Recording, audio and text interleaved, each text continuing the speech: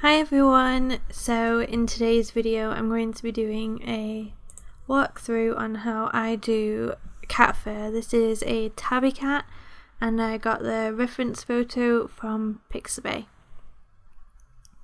The original plan was for this to be a full length real-time piece, but unfortunately I just wasn't really happy with the sound recording, so I thought I'd do it again and just speed it up this time so I can make it a bit more concise and say everything I need to say without repeating myself, kind of thing. So first of all, sorry for any background noise if there is any. It's not the usual time that I film these voiceovers and videos, but hey ho. Anyway, let's get on. So I'm just kind of blocking in very rough colours at this stage on the piece, so lots of golden colours, some pinks, apricot, light flesh, lots of different colours just to get that gold look. And then blending that out with my paintbrush. So this is just a damp paintbrush with a little bit of water on. I usually use a tissue to take any excess water off. I find that if it's too wet it just moves the pigment too much. So then once that's completely dry, I go over it again with a second layer of colour. So I wasn't really happy with how the colours looked originally, but I thought I got down as much as I possibly could before blending. So then I decided to do another wet layer, and again this was just to get a little bit more colour onto my page. As you can see, it looks really rough, really messy, very loose watercolour kind of style, but that's okay.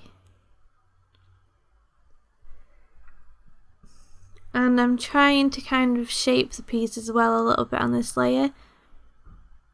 So just getting some more tonal values down using darker colours like chestnut, cinnamon, a bit of brown, just to darken up some of those clumps of fur.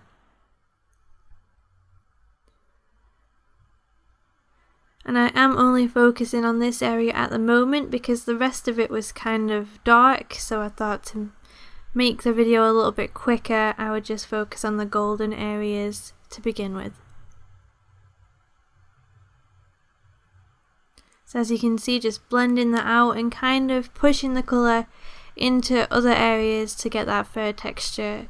It all adds up in the end, so every layer counts, but obviously not being too detailed at this point, because if I tried putting any kind of fur texture down it would just completely get blended out. But once I'm happy with all the wet layers, I do go in again with some more browns, chestnuts, what else did I use? Apricot, I think, and cinnamon. Cinnamon was a good one. And then this is where I do add a bit more texture. So these are the dry layers. Just trying to add very loose, very rough little fur texture and bringing out those tonal values a little bit more. So you can see the clumps of fur are starting to take shape, and they are just clumps of fur at the beginning. There's no real little strands of hair.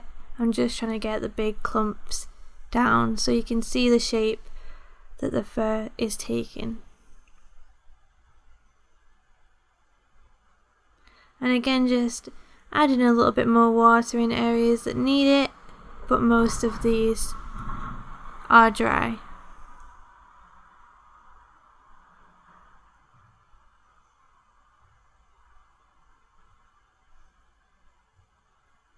And I used a little bit of raw umber and castle earth on some of the darker areas.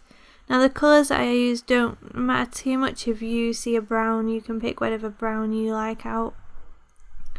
But these are just the colours I decided to pick. And again, I used a sepia 10% just to kind of help blend those lights into the dark a little bit more. And now I've got my nice white pencil and I'm starting to add a little bit of highlights along with the light flesh colour, just to bring out some of those fluffy fur details. And yeah, really highlighting the ends of the clumps of the fur. It's important at this stage that the pencil is sharp. Usually I just use a blunt pencil, but when it comes to detailing I really want a sharp point.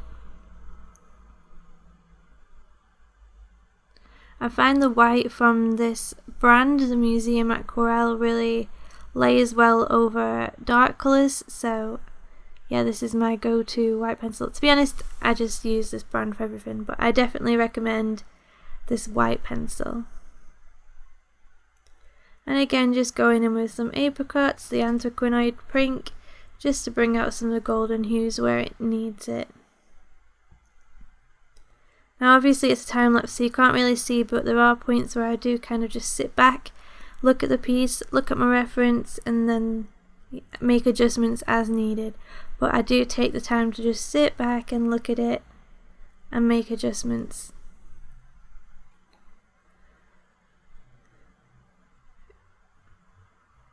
And again, build in some more tone, and you can see I'm trying to work on the darker areas as well as the cat's cheek.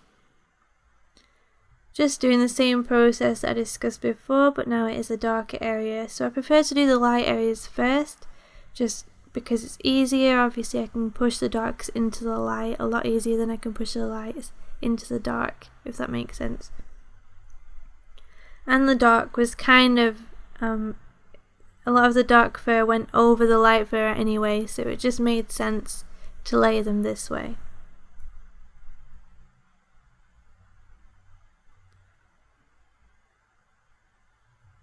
And again, I do wait for all of my wet layers to completely dry before I go over them. I just don't quite like the way it looks when I try and work over the wet layers with my pencil while they're still wet. So yeah, make sure all the layers are nice and dry, and then I rework over the top of them. I found this is the best way that I personally get depth and yeah, add pigment to the colour, if that makes sense.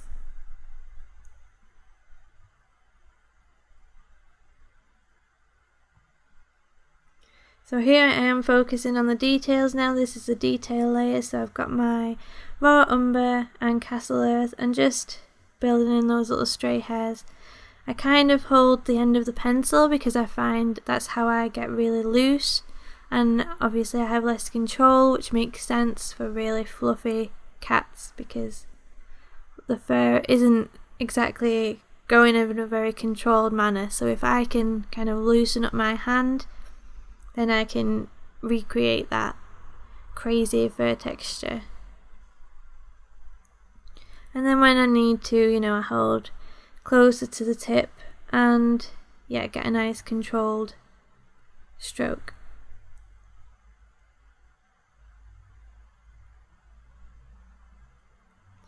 And then again using the white and the raw umber just to add those little whiskers in.